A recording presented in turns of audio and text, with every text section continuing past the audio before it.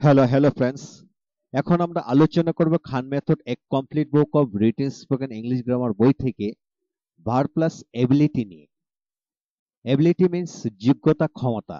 যে সকল নাউনের পড়বে এবিলিটি যোগ করা হবে তখন যোগ্যতা ক্ষমতা অর্থ প্রকাশ পাবে। কিভাবে পড়বেন? যে সকল বাংলা শব্দের সাথে যোগ্যতা ক্ষমতা অর্থ প্রকাশ পায় তাদের ইংরেজি শব্দের সাথে এবিলিটি যুক্ত করতে হবে।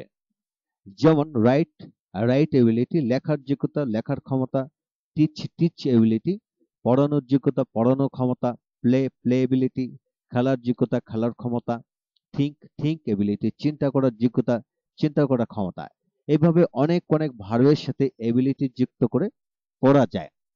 এখন আসা যাক verb plus ING plus ability যোগ্যতা ক্ষমতা অর্থ প্রকাশ পায় এবং নাউন হয়। যেমন রাইটিং থেকে রাইটিং এবিলিটি, লেখার যোগ্যতা লেখার ক্ষমতা, টিচিং থেকে টিচিং এবিলিটি পড়ানোর ক্ষমতা পড়ানোর যোগ্যতা, ওয়াকিং থেকে ওয়াকিং এবিলিটি হাঁটার ক্ষমতা হাঁটার যোগ্যতা, টকিং থেকে টকিং এবিলিটি কথা বলার যোগ্যতা কথা বলার ক্ষমতা, রিডিং থেকে রিডিং এবিলিটি পড়ার যোগ্যতা পড়ার ক্ষমতা।